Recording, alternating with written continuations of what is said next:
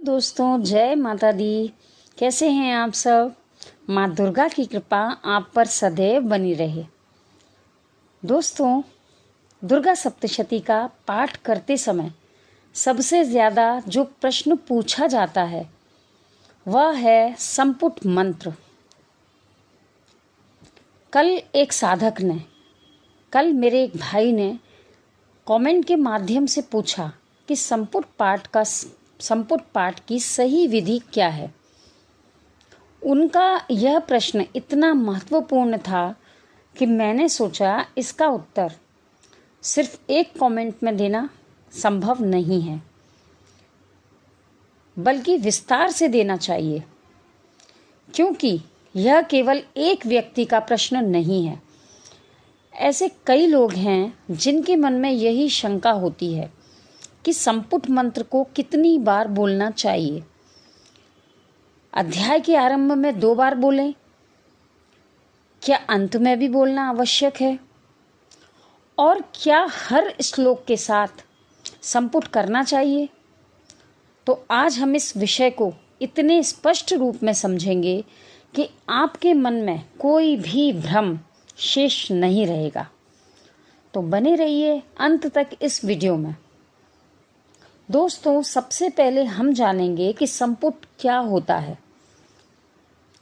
संपुट का अर्थ है किसी विशेष मंत्र को मुख्य पाठ के पहले या बाद में जोड़ना। अर्थात जब आप दुर्गा सप्तशती का पाठ करते हैं तो एक चुना हुआ मंत्र उस पाठ के चारों ओर एक दिव्य सुरक्षा कवच बना देता है। जिस प्रकार कोई अमूल्य रत्न सोने में जड़कर और भी अधिक प्रभावशाली बन जाता है, ठीक उसी प्रकार संपुट मंत्र पूरे पाठ की शक्ति को कई गुना बढ़ा देता है। अब हम जानेंगे कि संपुट कब और कितनी बार बोलें। प्रत्येक अध्याय के आरंभ में संपुट मंत्र 1 बार बोलें, फिर पूरा अध्याय पढ़ें और अध्याय समाप्त होने पर वही संपुट मंत्र 1 बार फिर से बोलें। यही सबसे सरल, शुद्ध और मान्य विधि है। बहुत लोगों के मन में यह भ्रम होता है कि अध्याय के आरंभ में यानी अध्याय के शुरू में संपुट मंत्र 2 बार बोलना चाहिए, पर दोस्तों ये गलत है। सामान्य पाठ के लिए 1 बार आरंभ में यानी शुरू में और 1 बार अंत में, इतना ही बोलना पर्याप्त है।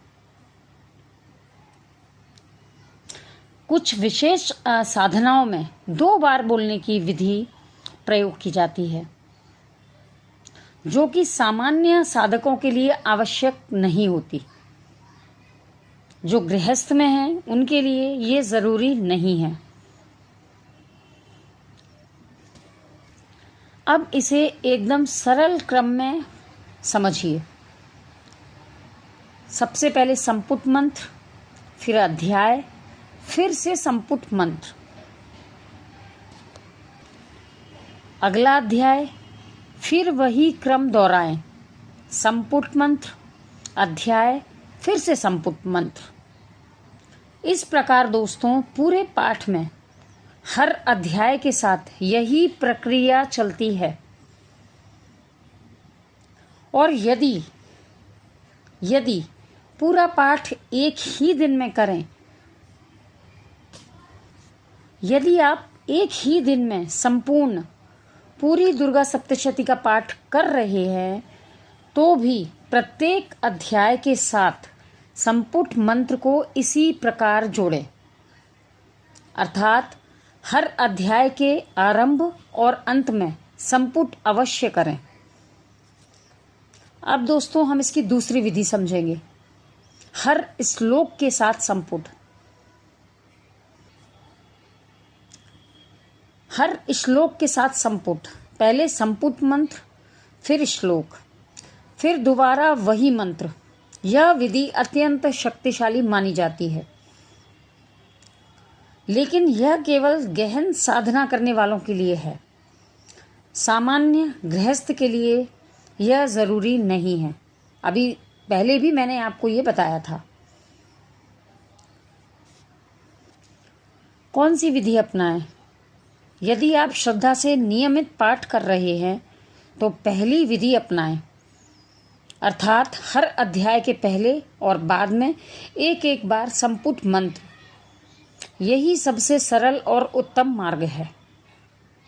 संपुट की शक्ति दोस्तों केवल विधि में नहीं होती। जैसा कि मैंने अपने हर वीडियो में आपको बताया है, संपुट की शक्ति या माँ की कृपा पाने के लिए मन का भाव ज़रूरी होना चाहिए। अगर आपके मन में भाव है अपने इष्ट के प्रति तो किसी भी मंत्र और श्लोक की ज़रूरत नहीं है, ऐसा मेरा मानना है, क्योंकि ऐसा मेरे साथ होता है और मैं कर चुकी हूँ।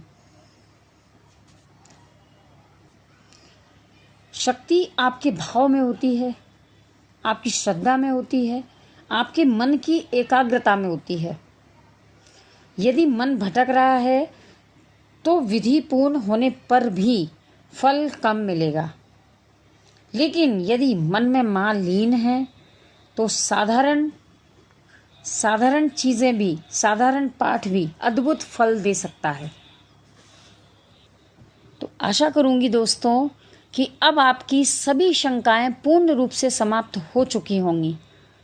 यदि फिर भी आपके मन में कोई प्रश्न रह जाए तो नीचे लिखें कमेंट सेक्शन में, मैं अवश्य उत्तर दूंगी।